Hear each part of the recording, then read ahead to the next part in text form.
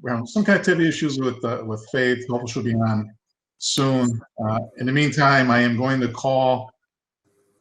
We're going to call the curriculum committee meeting to order using this fancy gavel. Can we have a roll call, please? Yeah, we have Ann Harrigan, Tony Perugini. Present. Here. Sorry, I had my mic off. And Faith was here. She lost connectivity. It looks like she is working her way back. Thank you. It looks like we have a quorum. So the first item on the agenda is to review the minutes of the March 9th, 2020 meeting, which I do have up on my computer. I personally do not have any edits to those meeting minutes.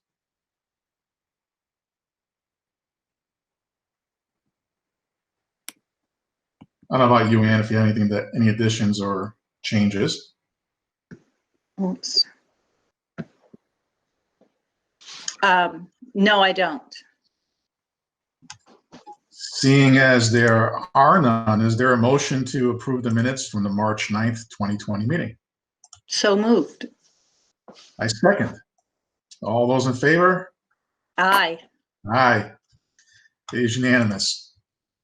Thank you. And as we head into to new business, for those of you that may be watching the live stream, I know it's not being streamed live on YouTube, Jeff, correct? That we're going to post this tomorrow due to a conflict with Mike also doing a live stream of the town council budget meeting, if not mistaken. But folks can still see the meeting based on the links we provided. The public is still sending questions via the email address that we have on our agenda that we always use, and we'll address those toward the later part of the curriculum committee meeting. And hopefully Faith will join us soon. She just indicated that her connection went down and she's rebooting.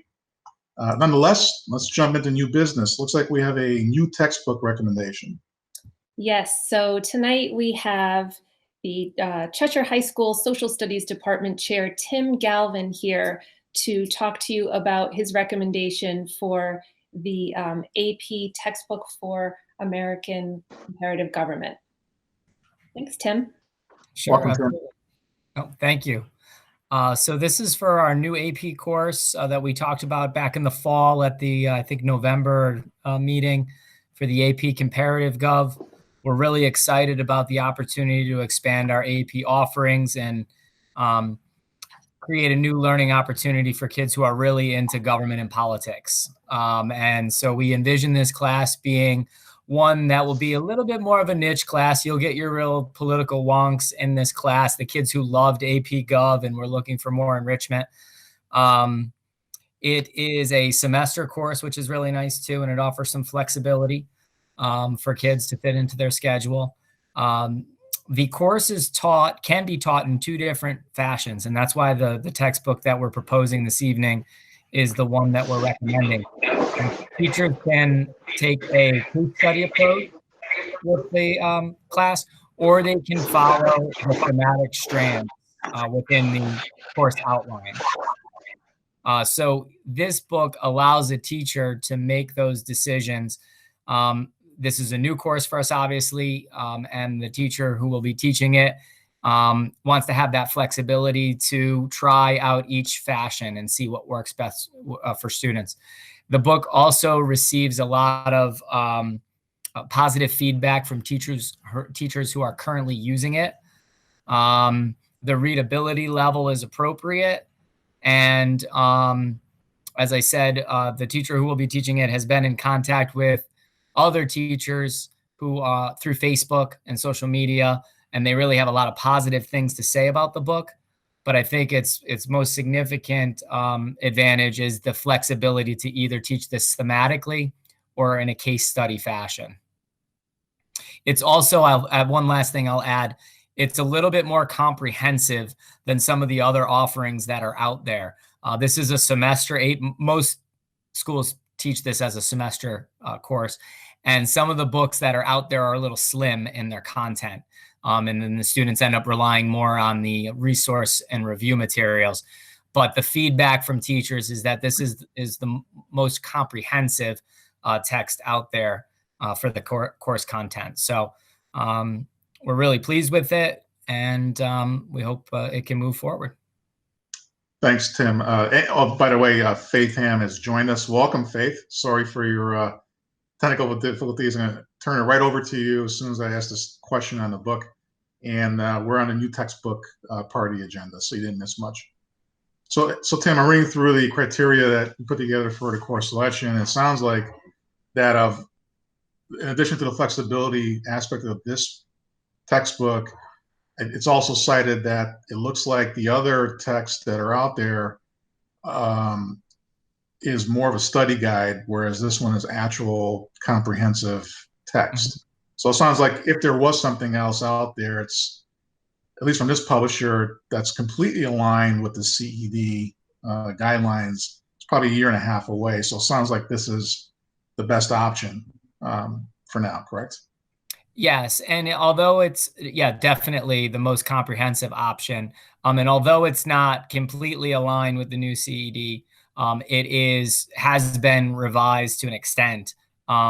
So, I think it's ideal under the circumstances rather than waiting a couple of years. We've got this new course coming out. We're going to be, we have students enrolled in it for next year.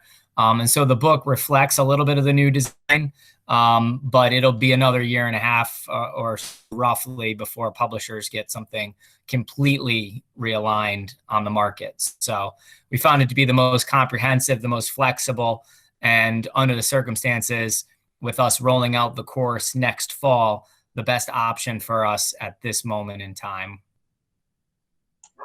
Great, thanks, Tim. Faith, I'm going to turn over to you.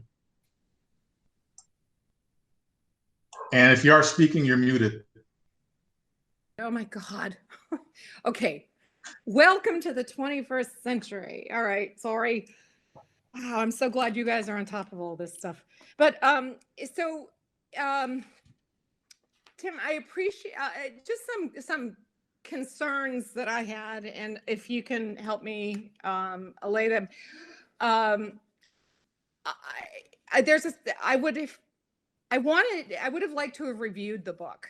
I've got to make a decision on it, and all that I had really was the look inside on Amazon.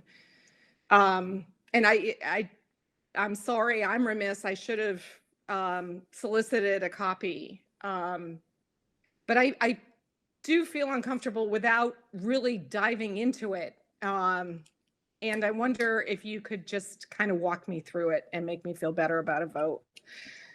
Well, can I ask, are we actually voting this tonight, or are we talking about putting this on display for 30 days, or before we actually take a vote? I was a little confused myself on that. Yeah, sure.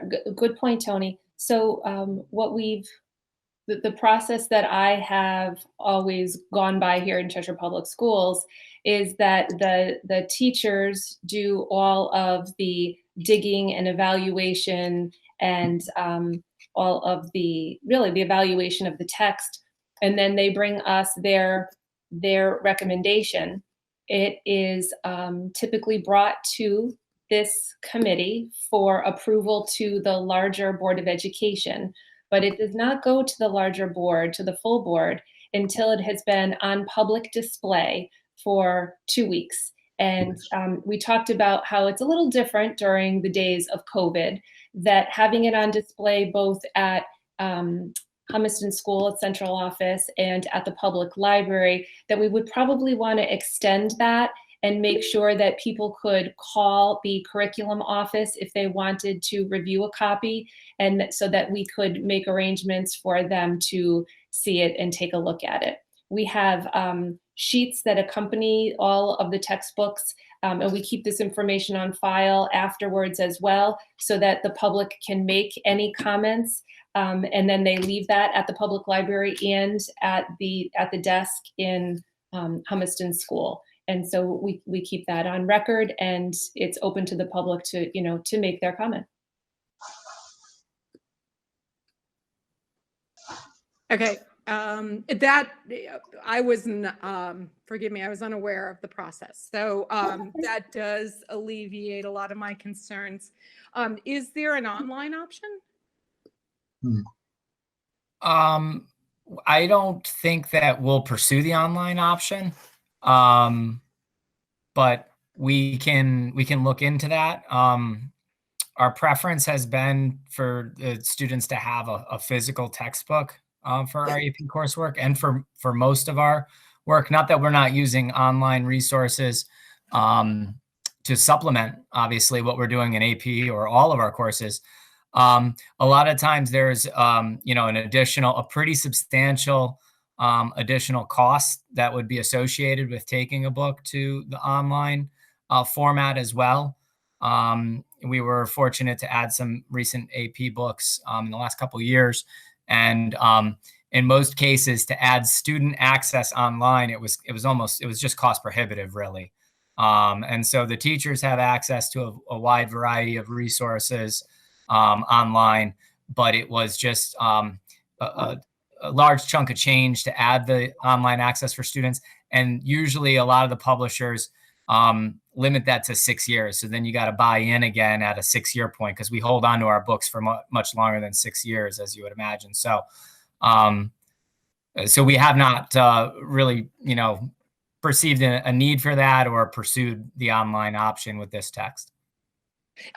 Okay, thanks. I appreciate that. I guess I was just thinking for review purposes, to make it, so that in this environment, might be another way for those of us who have to look at it to gain access to it. That's all I was concerned about. Of course, we're all thinking now about the future of online learning, so I appreciate your answer. Sure. Faith, Ann had a question. She did. Anne, by all means. My question was for Tim. You just briefly, you mentioned that the textbook has the flexibility to do a case study or not. And I'm just wondering, how would the department use the textbook? Do you do the case studies? Well, I mean, this would be an entirely new course for us, but the way we're envisioning doing it is on a case study basis.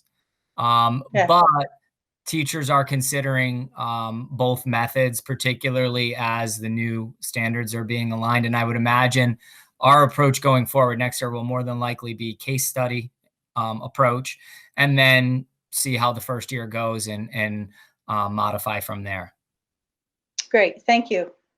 I think the case study approach allows the students to go more in depth and maybe have a little bit of a deeper understanding of the principles and themes of the course. That's the advantages of it. Some people, I think, are proponents of the thematic approach because they can feel like you can maybe move through the content a little bit more quickly, given that it is a semester course. But at this time, our approach is going to be more than likely the case study.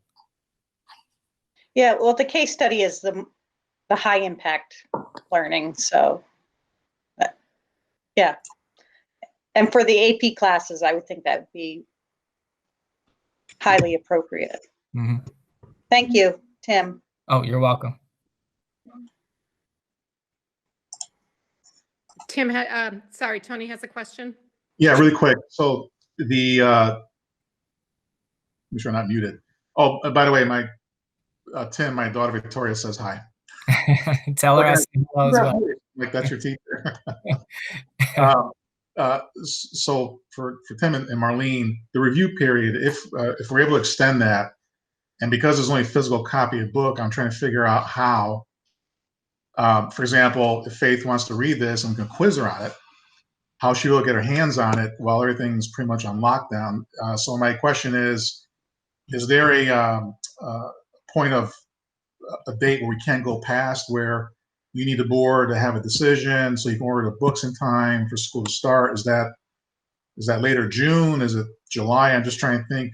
I don't know when this closure is going to be lifted, but if a physical access is the only way to get there, I'm trying to work within those parameters to get folks to review if there's any requests. We want to have the textbook certainly for when we offer the class, but I don't think we need to stick with 2 weeks. I mean, I think we could certainly, extend that deadline And so long as the board was able to approve it in the school calendar year so that we can make that purchase, that would be fine. And again, if anyone wants to call our office, we can make arrangements for people to take a look at that. And I Okay. know we can make special arrangements for Faith to take a look at it. Hey, I'll ace it, not. All right, thank you. I appreciate that. So the bottom line is we will need to make a vote on it as a committee prior to our final meeting for the regular board, so we can close it out and move forward for the next school year, as I'm reading this. Yes, I would think that we would, I would think that yes, we're in some uncertain times here. Typically, this is a really niche class. We have, looking at maybe 25 students taking this course. You've seen in the past when we've brought textbooks here, we look at, a number of different evaluation tools and utilizing them. This just happens to be a little bit different. And typically that's all shared so that, individual curriculum committee members don't have to read the book cover to cover to, make the decision to move forward. But I totally respect the, the process and the conditions that we're in, and that, this is new also. So we can work that out, and let's put a date at, I would say give it 4 weeks and then come back in 4 weeks. Everyone comfortable with that? That sounds like a plan. Do we need a motion for that, or just, I don't think so. No, we'll just pick it up as a business item. Eventually we'll need a motion to bring it to the full board Right. for approval. Okay. All right. So that takes care of new business items. I'm sorry, does anyone else? We do have one more question. Can I just make a quick comment? I just want to interject here for the group. Unfortunately, we've come to realize that the streaming is not working for folks outside of those with a CPS logon. So we won't be getting public comment tonight, and this is a good time for people who are watching it when we send out the recording, that they should reach out to Marlene, myself, members on the committee. So when we send out the information on the meeting as a follow-up, we'll include that suggestion that if you do have questions, to reach out to any of us. Really, anybody that's attending this meeting right now can answer any questions. But I apologize that the streaming doesn't seem to work for those outside the Google organization. So sorry about that, but it will be recorded and available on our website tomorrow. Got it. Thank you. Thanks, Jeff. Okay, moving on to informational items. It's kind of the showcase of the meeting. We're going to go through grading, professional development, college AP or college board testing plans, grade K-12 adjustments, grade 3 adjustments, attendance, and bright spots and challenges. Kind of a tall order. So we can get started with grading, like discussion and presentation on grading. Thank you, Tim, very much. Appreciate it. Thank you. I appreciate the time. Thank you, Tim. All right, so to sort of set the stage for how grading is different due to the COVID crisis that we're in, we had been given some direction by the State Department of Education to really think differently about, not differently, but really give some consideration to how we're grading students at the end of Q3 and starting this new Q4. And so it was really a testament to our Mary Gadd and to Mike Woods, Kevin Hanlon, Jeff Solon, the department chairs, of which Tim Galvin is one, the division leaders at the middle school, and also the work that Mary had done in reaching out to other Durg B districts, other Durg B high schools, and really consulting with other districts to find out how others were approaching grading.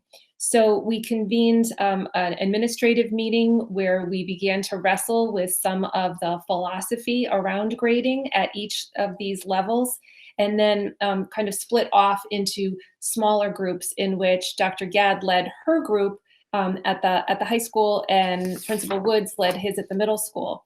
So having said that, I'm going to turn the high school portion over to Dr. Gadd so she could speak a little bit about what they have since communicated to parents about Q4 grades. Hi there. Thanks for the opportunity to talk through what we've done. So we decided as a district we would stay with traditional grading, A, B, C, D, F, with clear expectations that we want to see students complete work. We want them to be connected. But we also want to be sure that as students are working through this very, very unique environment, that we're providing supports for them, meaning we really want to be sure that if students, for example, are struggling or are performing below expectation, that we don't burden them with a grade that they can't recover from, that teachers really look at giving partial credit even for work that hasn't been completed, because this is such a novel environment. We also articulated that it's important that parents communicate with teachers, with school counselors to share progress or any concerns, so that we can make every effort to support students, encourage participation, but limit the impact of any kind of struggle that they might be going through as a result of the COVID-19. And I think it's important just to point out a few of the realities that we know our kids are facing and our families are facing.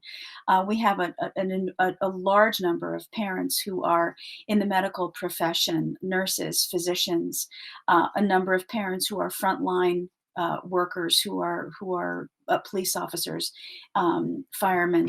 It's really an extraordinary time for a number of our students, not to mention those families who have been impacted by the actual virus. So all of that is part of the consideration of how we're looking at grading. So while we are continuing on with traditional grading, we're mitigating any of the negative impacts that some of these struggles could have on students, ensuring that they're not burdened with a grade that they can't recover from, like a failing grade. We also have in our process that we recognize that in some cases, for very particular cases, a student might need to take a pass-fail option. So a teacher would certainly be aware of where students were struggling and consult with families, with school counselors, special education teachers, if that's part of a student's program, to develop a pass-fail process for students, so that's an option for anyone who might need it. And the other way that we managed it was we are not having final exams. You can hear the kids cheering right now. I don't know if you're hearing it. I'm hearing it. Although if students are in an ECE course, some of the requirements from UConn would mean that there may be a culminating exam that they would have to complete, but that would not be a standalone exam grade. That would be an exam grade that's factored into the Q4. And finally, we shifted the weighting of our quarters. So quarters 1, 2, and 3, since they were in school, would each weigh 25%. The midterm exam would remain the 10%, and then we reduced the impact of Q4 to 15% of a weight. And then for strictly second semester courses, Q3, since it was in-house, would be 65% of that semester 2 grade, and Q4 would be 35%. So to equal out how those percentages work. So how we arrived at all of this language and all of these ideas was as Marlene articulated, we met as administrators, we consulted with a number of other districts, but we also at the high school met with a team of 18 teachers and the administrators and really discussed these options and thought through, how can we best support our students while still maintaining the integrity of what we know is the incredible hard work that students are doing, and really students are continuing, they're marching on, and they're continuing to access their education, which I think is really, really admirable. I'm so proud of them. I am on any day, but in this circumstance, I'm extremely proud of our kids. They've really risen to the challenge. So bravo to them and to all of the parents who are not only working but teaching. at home. What a new experience. So that all of that was factored into our philosophy.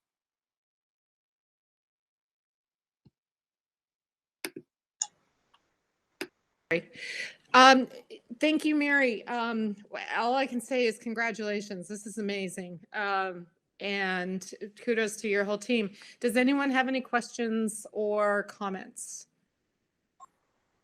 I don't have any questions. I got the communication. As a parent, I get a lot of communications during this, which has been great. And the only observation I have is not that I hear from everybody in town, but I have not heard any complaints or concerns yet. I'm not sure if you will at all about this decision. So I'd like to believe that silence is a good thing on this one. Otherwise, we'd hear by now, because I know the communication came out, I believe, late last week, Mary. So it's been out there for a while. I also posted that on the forums, at least for Cheshire High School, and there's been, from what I could tell, very positive feedback. So Thank you. I definitely support it. Thank you. Good to hear. Thank you. I'll just add for the middle school that they went through a similar type of a process and have also begun weighting the Q3 and Q4 grades appropriately, again, to ensure that limiting the impact of the circumstances on that final Q4 grade. So Q3 will be worth 25% of the grade, Q4, 15%. If it's a semester-long class, that Q3 will be 65% of the grade and Q4, 35%. So that communication also went out to parents earlier this week, and it's been very quiet. Any other questions on grading? Faith, your microphone is muted.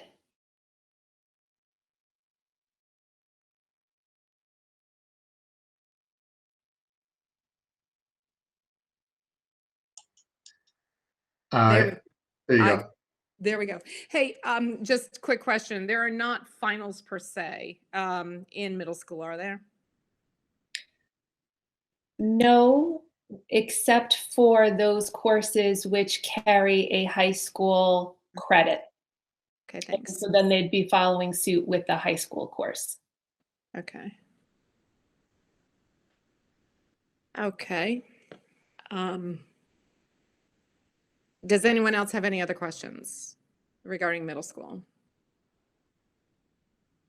Okay. I do have to say, I just want to add, and I told Marlene this, I've talked to a number of people, and they want to canonize Mike Woods. They just think he walks on water because he's been so phenomenal in his job. So I wish he were here so I could tell him, but I'm sure it'll get back to him. Very nice. Okay, next. So next item on the agenda is information on the April 20th PD Day. We had switched that. It was originally supposed to be April 28th, and we moved it due to the fact that we no longer needed the building space for the primary election. And moving it up to the 20th was a good move on our part because it helped. Hold on one second.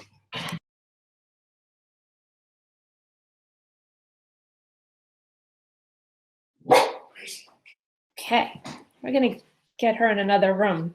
We got my dog's attention now. That's funny. The UPS truck.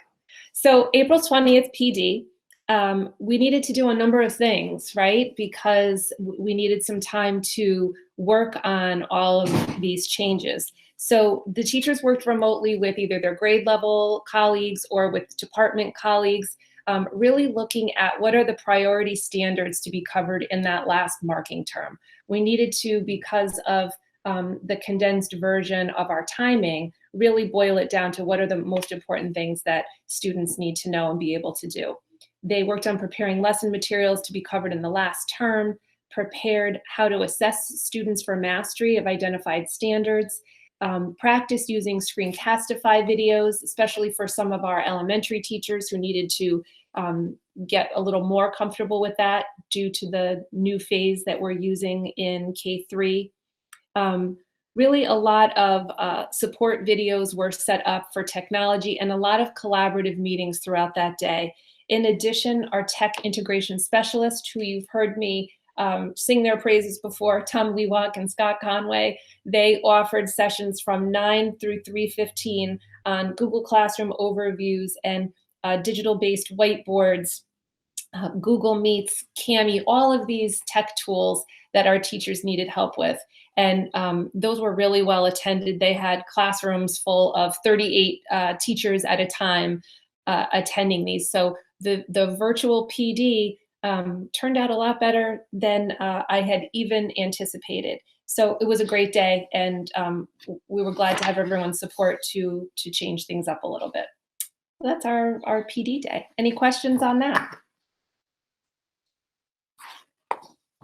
Okay, I will move on to College Board testing and plans. I had shared previously that the SAT school day test at the high school was canceled and that the AP exams were no longer being offered through school, but those are going to be at-home tests that will be about 45 minutes in length. Faith had some really great questions about how many students this impacts. And by Mary's calculation, we have about 458 students who are taking AP exams. And students have always paid for their own exam, Faith, so that's not going to be an issue for us or any budgeting. And our teachers are helping them and supporting their students to prepare. There's a lot of communication coming out, gosh, Mary, I'd say probably every other day from the College Board that goes directly to us and to those teachers, and they're communicating that to parents. The high school has also been communicating a lot directly to the parents about these tests. There was a webinar that the College Board held. I saw the letter that went out from the high school. They offered a parent webinar on Thursday, April 16th. So there's been some support there, both from the College Board and the high school. But Mary, I'm not sure if you have anything to add. I'm happy to turn that over to you. And Faith, ask if you have any additional questions. Sure. Just to share some more detail, if you would like. Yes. Okay, the SAT has been canceled for March, May, and June. So the SAT is delivered in two ways. We have our school day SAT, which is administered to all juniors. That date was canceled, which was supposed to be in March. But also the College Board offers SAT testing throughout the school year, and we are a testing site. So both of those kinds of tests have been canceled through June. They're looking at, for the general SAT that students would sign up and pay to take, would be August 29th is a day they're playing with. And for us, we're looking at September as an in-school SAT opportunity for current juniors. So again, that isn't set in stone, but that's what the College Board is looking at offering. And then they'll return to their typical schedule of offering the SAT that's not our school day SAT, which is how we're measured. Those are typically October and November. So they're working on those dates depending on health. The AP is, as Marlene talked about, it's moved to a 45-minute test. The AP exams are covering about 3/4 of the AP curriculum. So they're looking at assessing what students learned up through March. And the AP is offering YouTube support, webinars and instructional classes taught by advanced placement teachers across the country. And of course, our teachers are working with our kids. We did send out a number of webinars and communications. The website is very helpful. But for our 458 students who are taking an AP exam, some of them are in multiple classes. So the total number of exams our students will be taking in May is 832. So they'll be doing those from home. They'll be signing in at home. We have a way for them to sign in so it's more secure. And they can use any device at home. Typically, there are tests that require a written portion. Students can handwrite and take a photograph. They can type and upload it. So there are a number of ways that the College Board is looking to accommodate students through the AP program. Again, 45-minute tests, but kids will need to access the system about 30 minutes ahead of time to get set up. And we will have our technical people, Tom Lewalk and B. Jacobs, on standby on those testing days, and the testing days span about 2 weeks, typical to what the AP is every year. But of course, students will be taking them at home, so they're going to be told to please contact teachers and our tech folks in the event that they run into any kind of issues whatsoever. They will be open book, open note. So most of those assessments will certainly be more about applying knowledge than answering a yes or no or multiple choice question. The multiple choice has been removed. So these are essay style questions, except for in the world language courses, there will be 2 spoken tasks with free response questions. So the other piece to note is the College Board, of course, has been in touch with colleges, and they have confirmation that all colleges will accept the scores that are released from this modified COVID-19 emergency testing response to the AP program. So it's really quite comprehensive. It's amazing that they were able to put all of this in place basically in a month. So we look forward to the beginning of March. Okay, does anyone have any questions? No. I just, one observation, I heard Cornell dropped SAT requirements, that they announced that today. How many, do you know roughly how many colleges are waiving SAT? Many colleges have waived their SAT requirement. Every day, in fact, they were coming out fast and furious for a while, and it seems to have slowed down, but just about every day you get word that another college has decided to be test optional. Okay. And that mostly works to the benefit of rising seniors right now, or are there, do we still have seniors who were looking, somehow needed to take that test for benefit rising seniors? Yeah. Okay. Thanks. Anybody else?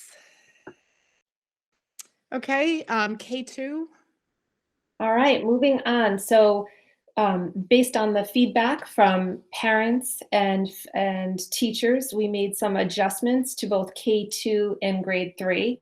And I just want to recognize Kevin Hanlon, who has done just a tremendous amount of work with his teacher leaders, the Rams, in order to get this change up and running. And so with that, I'm going to turn it over to Kevin to share a little bit more about the details. All right, good evening, everybody. Good to see all of you. Last Thursday at Highland School, we, and by we, I mean Marlene, Michelle Moslego, and Leslie D'Angelo from our curriculum office, a dedicated group of LSTs and IAs. I know Marlene has that list of names in our facilities group, helped distribute over 850 next phase toolkits to K2 families.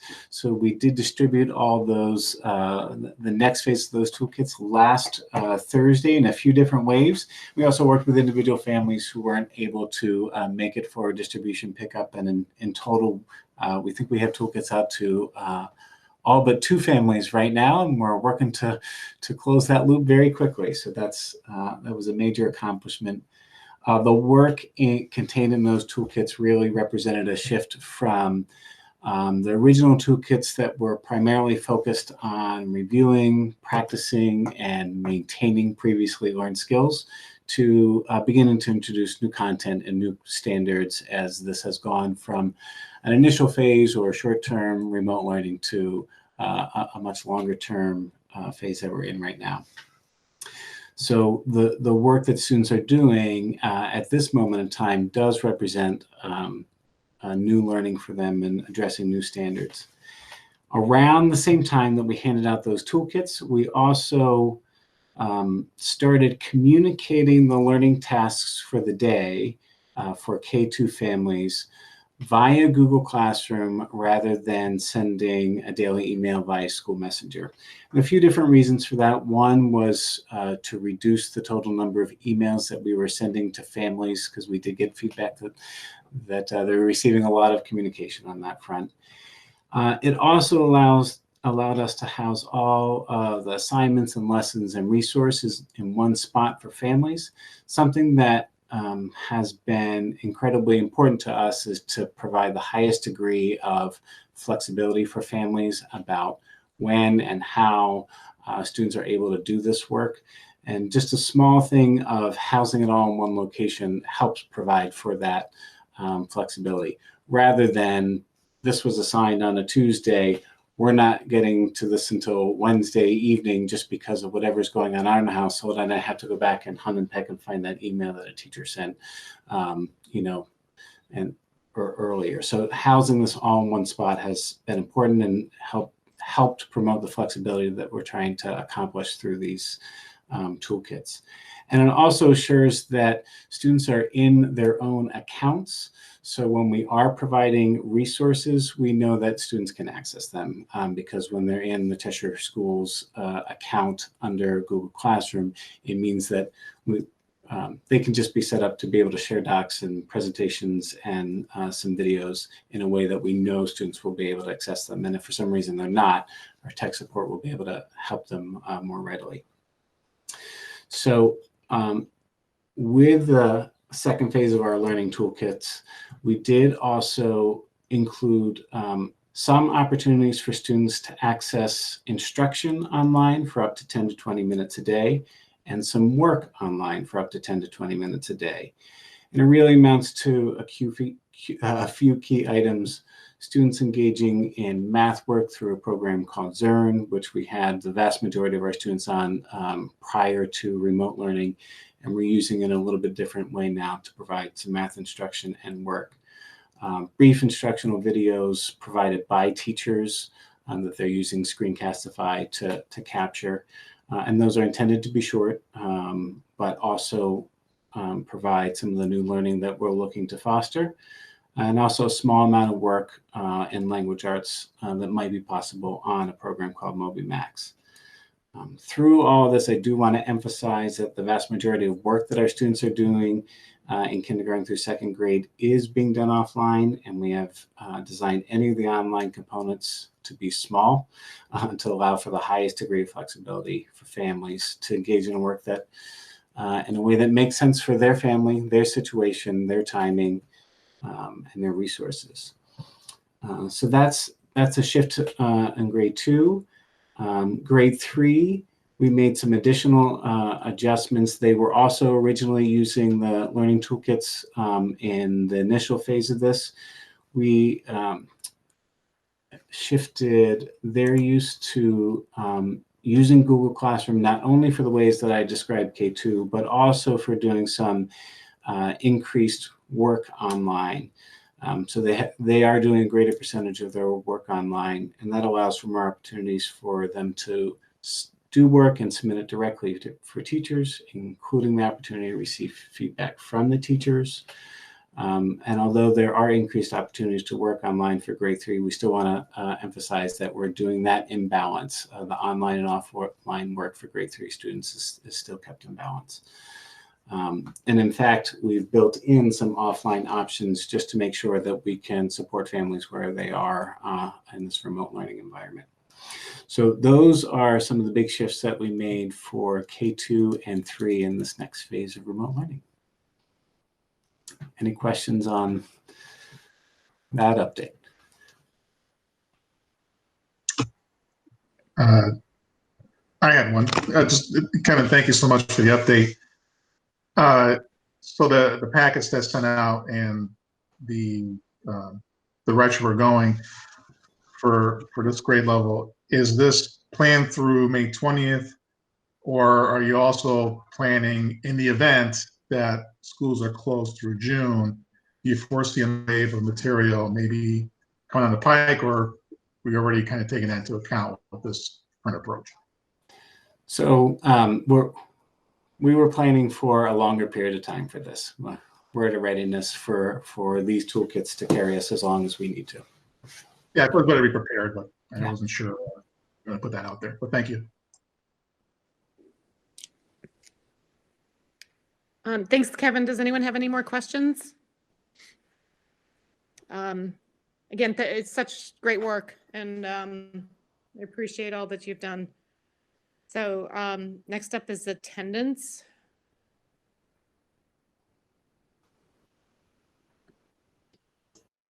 All right. Yes, so certainly attendance is different in the remote learning world than it is in the are you present or are you absent world of, being in school.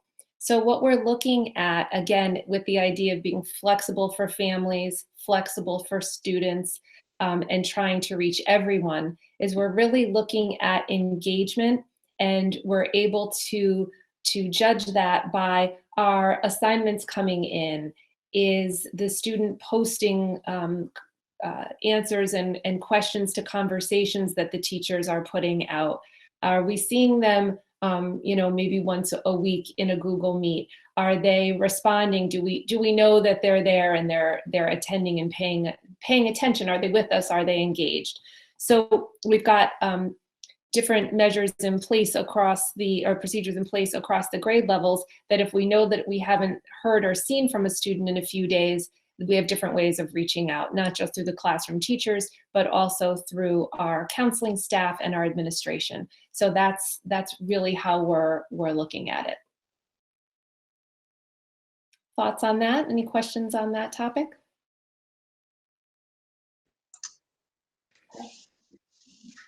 One concern I guess I had were the homebound students, and I just remember the presentation we got during the budget meetings about how difficult it is to reach them under normal circumstances.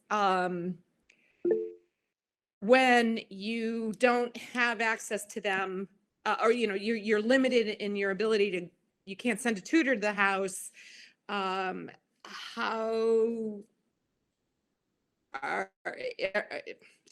You've laid out some strategies here. Mm-hmm.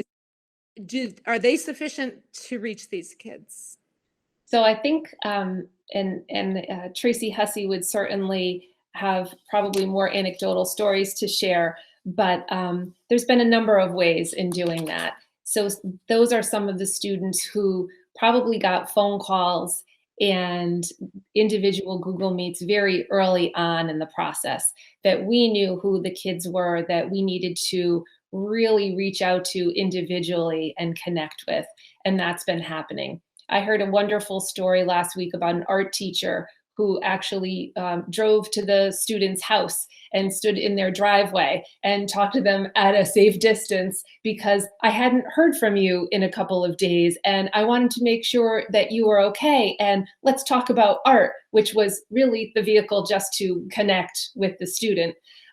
Another, you've all heard, I know, because Jeff's been sharing about the wonderful parades that have been happening, and I know that Tracy and Marie Broadway and Robin Carey have been involved in that. And I think it's one of those events that they've participated in that they'll never forget, because of reaching out to those students and making those distant connections. So I feel that our mental health staff and our case managers are extremely engaged with those students. Now, that being said, there's always going to be those kids who we worry about and we take home at night in our heads, that we're going to continue to think about different ways to engage them and their families. But to the greatest extent possible, yeah, every effort is being extended to reach everybody. Great question, Faith. Okay. Thank you. Tony has a question also. Thanks, Marlene, for explaining the engagement measurement versus actual physical attendance. I know it's a bit of an anomaly these days. So our teachers, so if a student's not able to be on a Google Meet session, they're not docking that as lack of attendance particularly, but I know they're reaching out to students if they're not seeing a pattern of engagement. And I know my daughter was reached out by one of the teachers. I forgot the name early on, and the reason was her phone's not getting text for some reason. So her book club was wondering what's going on with her because they can't reach her. So she was nice to reach out. So I know that's happening, Yeah. but never came across as, hey, you're not engaged. It was just, hey, are you okay? So I'm glad to see that. But by and large, I think from hearing, teachers are doing a very good job of measuring engagement so far. And I don't believe do we have any issues where students have dropped off completely, or? I wouldn't say that I'm aware of that happening. I know that a couple of weeks ago, Jeff and I were meeting with each administrative group, and we were trying to find out how many students have you not heard from at all. And it was less than you could count on one hand. And there were plans in place as to how we were going to reach out and get in touch with. And that has not come back up as a significant issue since. Great, thank you. Thanks, Faith. If I could just, how is the state handling attendance, especially or has everything regarding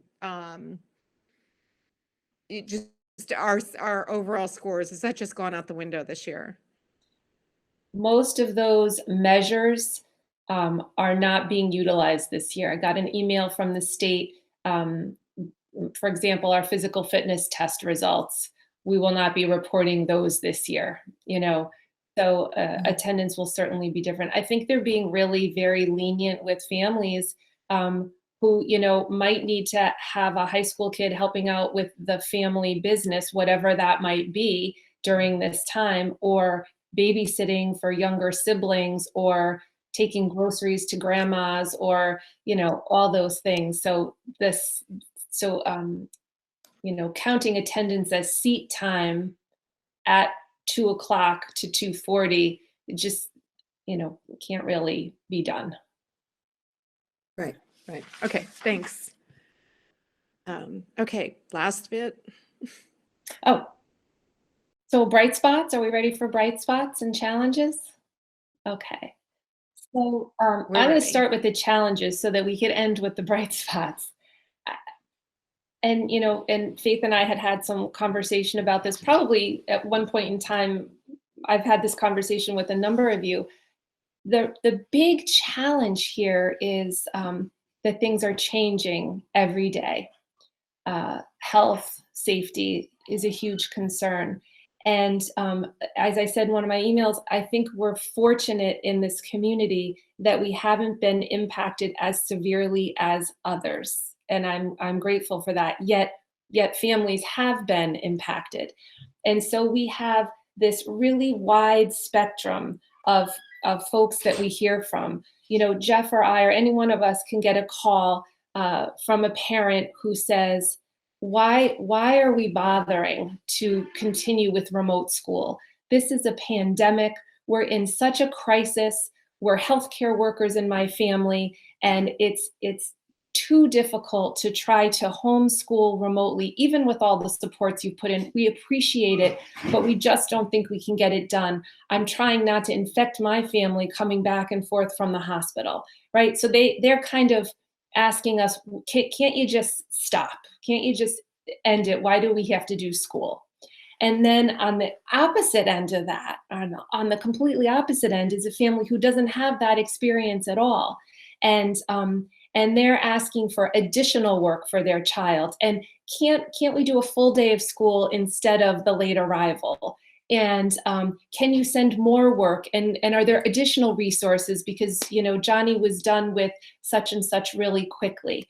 And so that's our challenge, right? It's trying to meet everybody's needs and letting that family know that's struggling, trying to get it all done, that we could work with you, and also making sure that that the family who's looking for more, that we can provide more. We can give more enrichment to that child, and we're trying to meet all those needs. So the big thing here is I'm so grateful that families are reaching out, that they're calling us, that they're having those conversations with principals and with teachers, and that they're that they're communicating those things to us. So that's both my challenge, and the bright spot is these great connections and conversations that we're having to really personalize everybody's experience during this tough time. So let's wrapping it up together. I will also, in my bright spots, I'd really like to acknowledge the people who put together these learning toolkits.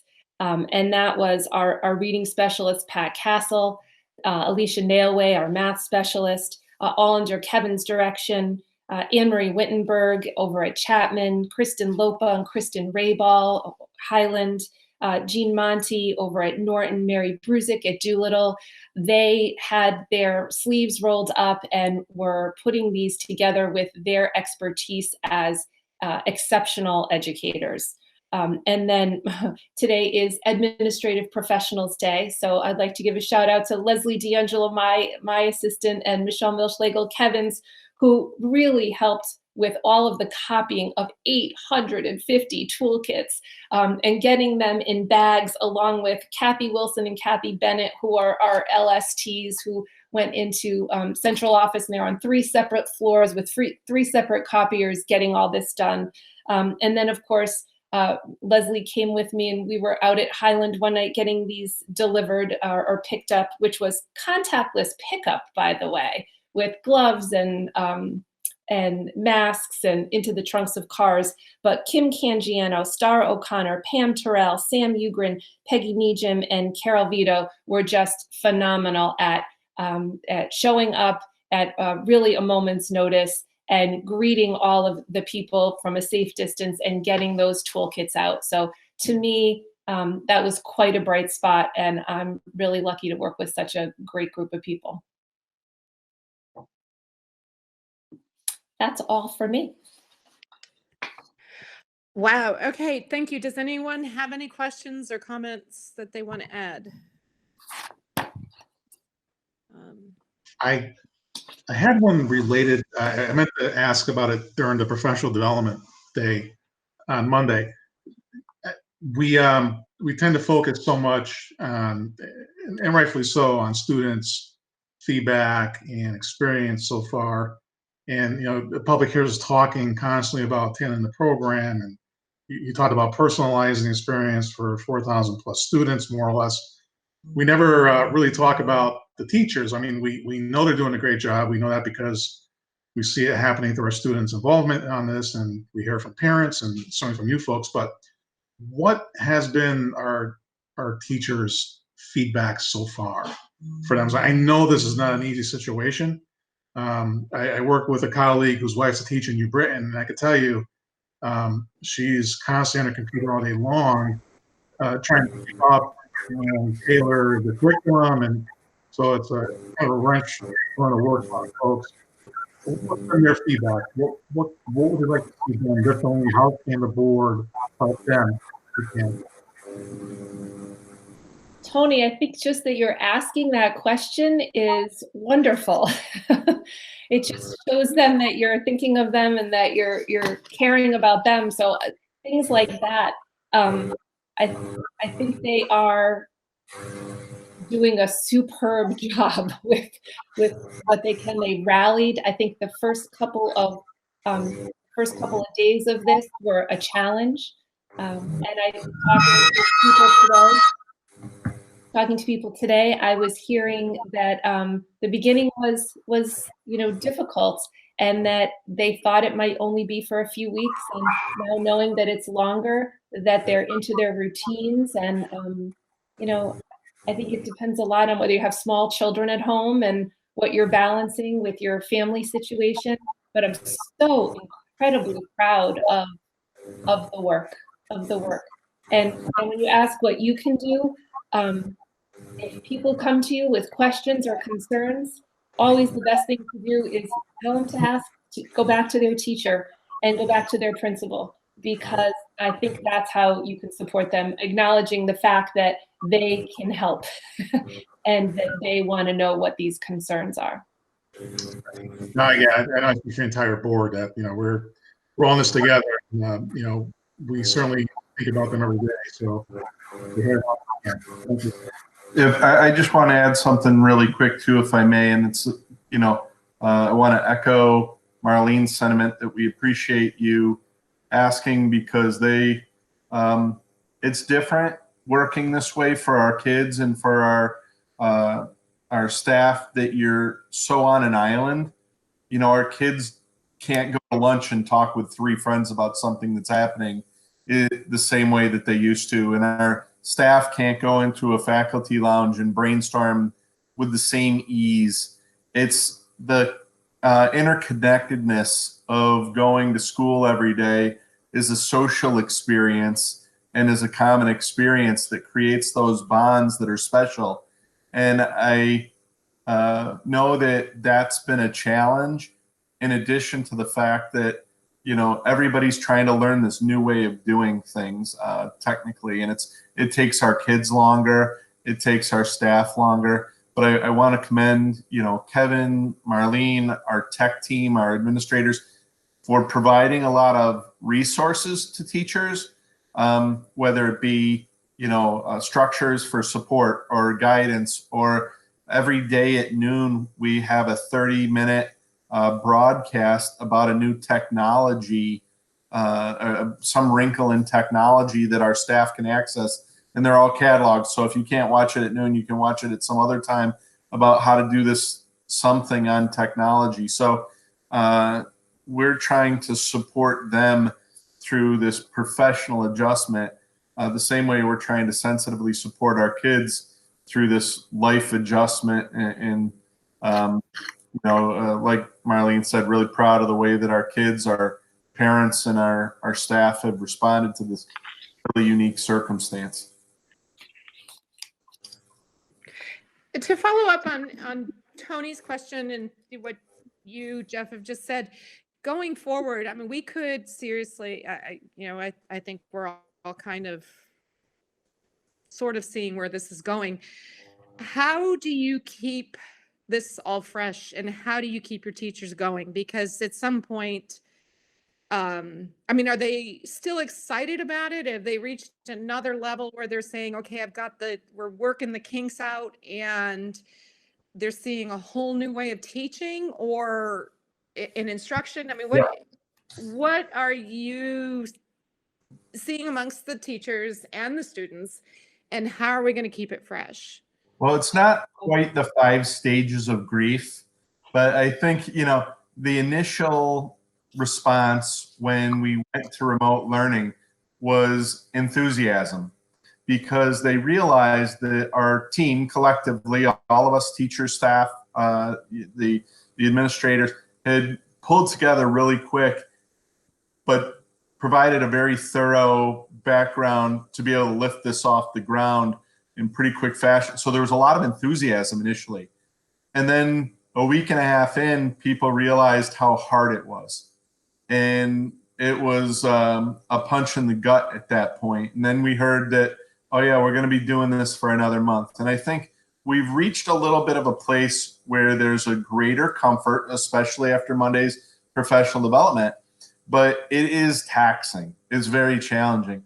And so to have those 3 days in our back pocket from the April vacation, I wouldn't be surprised if come May, people just need to breathe a little bit. And I'm almost happy that the weather has been kind of miserable for the last week or two, because it's harder to want to go outside when it's 40 and with a brisk wind.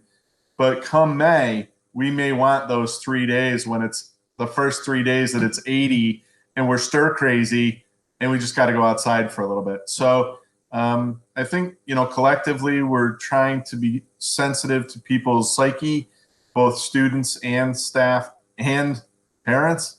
And so I think we're in a pretty good place for that now. I will just also add that every time you learn a new tool, you're eager to use it. And once you learn that tool, you want to know the fancy things that go along with it. So I think you see a lot of, oh, well, I never used to use Google Meet, but now did you know it does this? And did you know when you do a Screencastify, you can get extra time? And so the collaboration that happened on the 20th, you know, this is a group of uber professionals who love to learn. And so we're throwing all this new stuff at them. So now they're like taking it and running with it. The other two new things, of course, are, you know, we're adding video camera access, starting with our kindergarten through 6th grade students tomorrow. So our elementary teachers are really excited. And today, I'm losing my days, tomorrow. Today, we added email so that when I need to give feedback, rather than letting the parent know and giving the feedback that way, teachers are able to directly give feedback via email to the student, and now via Meet, where they can see each other. So I think this is, you know, really going to be a game changer for many teachers and many students. And we're trying to make sure we educate the parents, educate the teachers, and educate the students about these tools as we move forward, and taking it slow with our elementary schools first. And then we'll talk about whether our middle and high school, how we roll that out. But it's coming. And so I would say those are the big ways of, you know, as you put it, Faith, keeping it fresh. And those were both things that we picked up off of the surveys from the parents and the staff. So there is a lot of enthusiasm, I know, with our elementary folks about tomorrow, and the kids getting able to see each other again as a class, as larger groups anyway, will be exciting. Excellent. Just, there was a question and it went poof out of my mind. Never mind. Does anyone else have anything to add? No. Okay, well, We have a finance meeting on Monday and a Board of Ed meeting tomorrow. right. Everybody. So we're all in this together. I was going to ask, so Faith, if we receive any public comment, either leading up to the meeting or I have a but No, I think we got 3 likes, but you know what? It's there and it's recorded. And, you know, if I could sense Marlene's frustration with the first request, just that, you know, we've got to get the word out that there is a positive and productive process to follow, and to make this all work for everybody, and that's really what we're trying to achieve. And we've got it on video now. People can go back and look at it at their leisure, and I just hope that it kind of makes for a good, clear playing field for you guys to really do what you've got to do for the next 6 weeks or so, or whatever we have. We're not even there yet. 8 weeks, but that's not very long. So, for what it's worth, I do have 2 short questions from members of the public. Alini Nichols, actually, she emailed me last week, and I forgot to respond to her, although I did tell her we tried to bring up tonight. Her question was, will students in the elementary grade levels be able to see each other in video? And I think the intent there was they missed to your point, Marlene and Jeff and team, is they missed the interaction with each other, and we'll see their faces. That's a great question. I know we have video turned off. I know we're making changes, but my response was I think it really comes down to a parental decision if they want to share video with each other. But is that something that we would entertain in our Chromebooks, our platform, or? So during a Google Meet, just if we pretended that this was the class, you could all see one another. So the teacher, there's safeguards within that. So the teacher sets up the meeting, and only those students who are invited to that meeting can be there. And then all the kids can see each other and can talk to one another. And then the other safeguard is that the teacher's the last one out of the classroom as well. And so the students are not able to, hang out without the teacher being there. Got it. And that it makes perfect sense. I guess her question was outside of Google Meet, that's really going to be between the kids themselves and their homes and whatever is best for the situation. If they share information, that's up to the parents. They can find a way to do each other, but Right. I'll let them know. And also the email, they're not able to send or receive email outside of Cheshire Public Schools. So they're not going to get spam. They're not going to get anything that's not sent by one of their teachers. I think that's important too for people to know. And Faith, if you allow, I have one last very serious question from Adam Grippo. Go for it. Who wanted to know if, Marlene, the lemons in your background, are they real? Because he says they're vibrant. You can't stop looking at them. I'm sorry. I asked. I didn't think so. I didn't want to assume. Oh, Sorry. Those are common points of discussion, Adam. Adam. Those come up during our other meetings too, Adam, just for the record. You're not alone. That was it, Faith. Thank you for indicating that. Yes, no problem. I was kind of curious myself, but I didn't want to.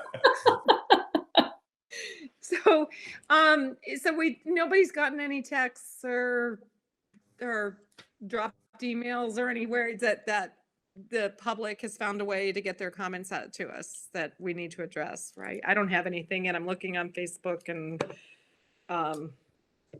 No, I think to Tony's point, we have been, I don't want to say inundating, although I'm sure some people feel that way, flooding communications so that, I think everybody is pretty well aware of what's going on. And I do appreciate any parents who are reaching out to me, to principals, to anybody on this call, to when they do have questions, concerns, and commendations, because those help us, in addition to the survey responses, to continue to refine the program. And like Marlene was saying earlier, there's basically a bell curve to how people are receiving different things and adjusting. And some people are, very few people are at the either end of that bell curve. And it seems like the vast majority of the people understand that these are very unique circumstances for their family, for us, and everybody's really making the best of it. So we all appreciate that. But if you're not having a positive experience, please do reach out to us so we can try and fix it. I just want to add, by the way, Maureen, you've been this whole meeting. Thank you for sitting through this, especially on the lemons question. But I know Faith, myself, and I know Ann as well.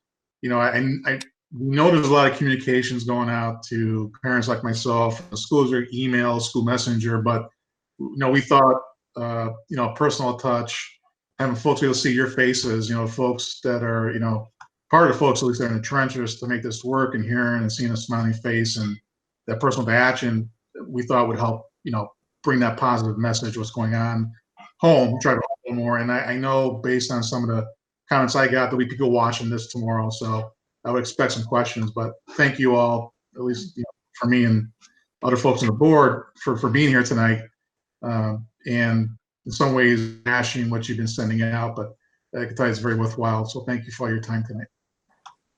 You're very welcome. I agree. And if no one has any further comments, do I have a motion to adjourn? So moved. I second. Okay, all in favor? Aye. Aye. Aye. Meeting's adjourned. Thank you, everybody.